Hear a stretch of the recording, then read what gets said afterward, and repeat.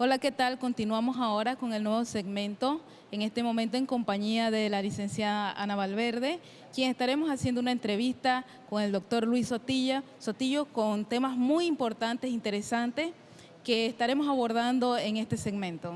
Claro que sí, compañera. El doctor Luis Sotillos nos va a hablar sobre lo que es los factores protectores y también los factores de riesgo que tiene toda etnia. Y en este caso hablaremos de la etnia negra específicamente. Y también uno de los mitos que hemos encontrado donde vamos a hablar un poquito sobre la anemia falciforme. ¿Es Exactamente. o no es parte de la etnia negra? Así es, ¿verdad, Isis?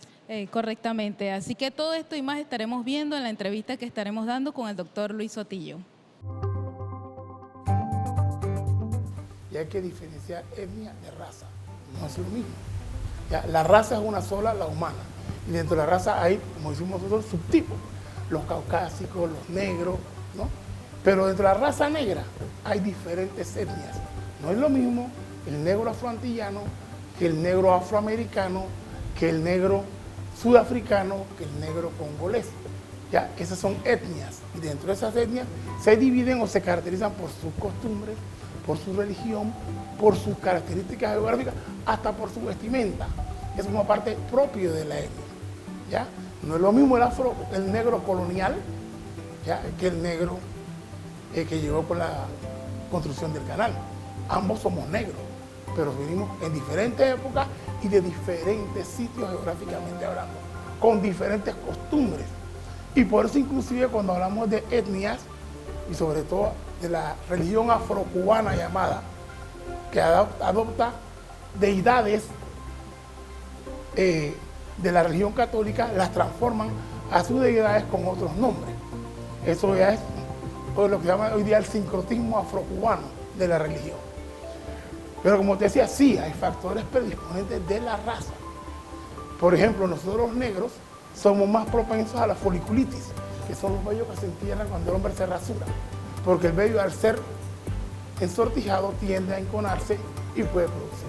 Las enfermedades renales son más frecuentes en negros que en el resto de la población. Y dentro de ellas, la anemia por hematías falciforme, la llamada anemia falciforme o drepanocitosis, que es como se llama, es más frecuente en negros que en otras poblaciones.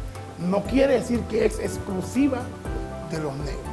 Lo que pasa es que esta enfermedad surge como una protección en África contra el mosquito, es una neomutación para proteger al individuo.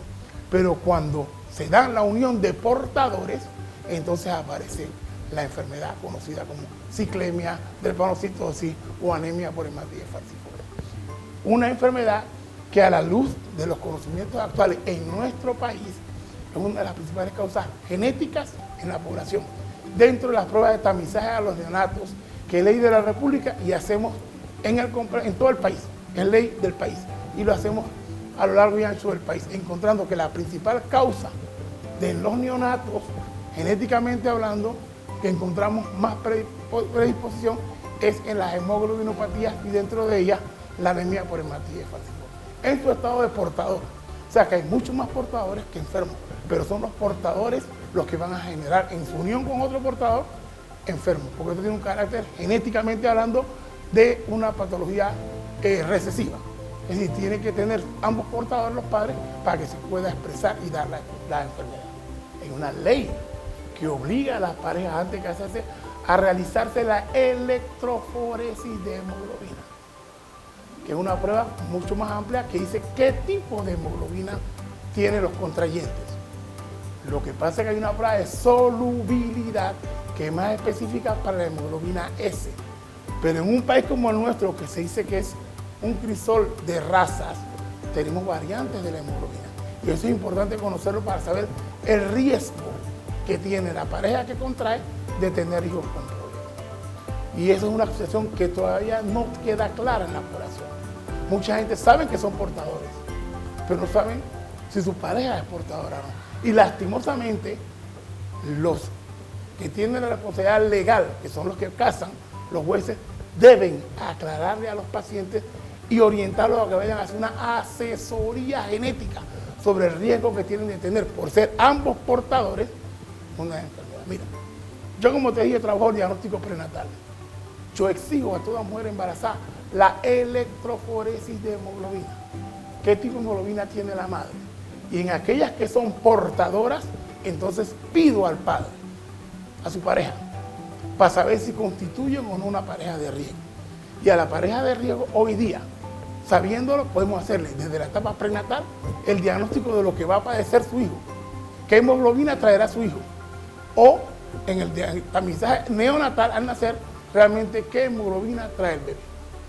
Y tenemos métodos para saberlo, siendo esta la principal, por así decirlo, patología que estamos encontrando. Prácticamente es mandatorio que esto se le haga a todas las embarazadas. Cuando uno de los dos es portador y el otro no, el riesgo único que aparece es de que en su descendencia haya portadores. Y esa palabra dice, porta la alteración, mas no padece la enfermedad. El problema es cuando ambos padres son portadores, ya uno en 4 embarazos puede salirle con la enfermedad. Pero ojo, esto se repite en cada embarazo. La gente piensa que como tuve uno, en los otros 3 no. Es un 25% de la probabilidad de que se repita. Pero eso ocurre para cada embarazo. Y hay parejas que han tenido 3 embarazos y los 3 han salido enfermos. Ya, mientras que hay unos que son portadores y ninguno le ha salido enfermo. Porque el riesgo se da para cada embarazo. Una de 4 opciones: que sea portador igual que la madre, que sea portador igual que el padre, que sea normal y por ende no van a tener la enfermedad, o que salga enfermo. ¿Ya? Y eso tiene que tenerlo claro la población. Porque piensa que uno que tenga, ya los otros no va a existir el riesgo. Y eso no es cierto. Lastimosamente en Panamá, por ejemplo, que hacemos tamizaje neonatal, la mayoría de las patologías que tamizamos, que buscamos en el neonato, tienen algún tipo de tratamiento. Esta no tiene tratamiento como tal, tiene manejo de la patología, pero no se cura. Hoy día, en grandes centros desarrollados y en países desarrollados más que nada, existe lo que se llama el diagnóstico genético preimplantacional. Es decir, se sabe que la madre es portadora, se sabe que el padre es portador y se hace el producto de la gestación y se puede determinar en una célula de producto antes de implantarlo cuál es la probabilidad de que el niño sea enfermo, sano o portador. Y solamente en esos centros desarrollados con otro tipo de cultura, con otro tipo de manifestaciones, con otro tipo de mitos, ¿no? Porque hay muchos mitos, entonces deciden o se decide qué van a tener. Se implantan entonces productos sin la enfermedad o en última instancia por lo menos portadores, para que no padezcan la enfermedad.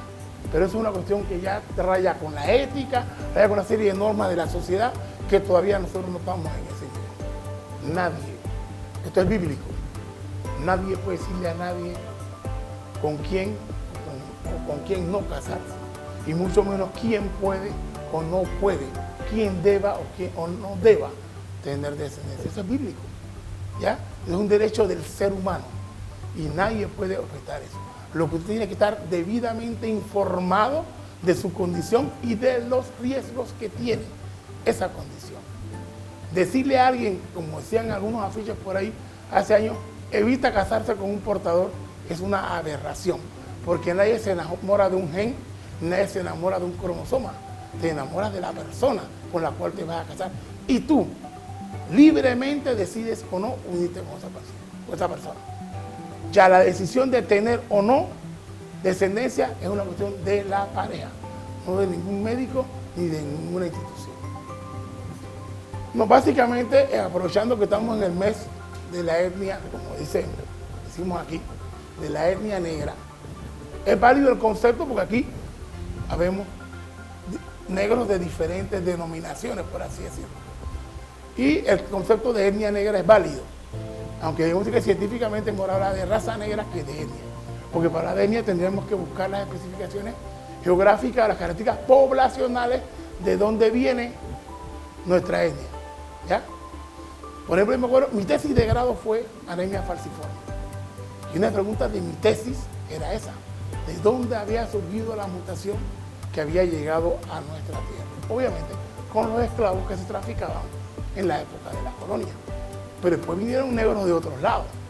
Y hay anemia falciforme en otras latitudes, no necesariamente negra. De hecho, yo tengo pacientes que no son negros y son portadores.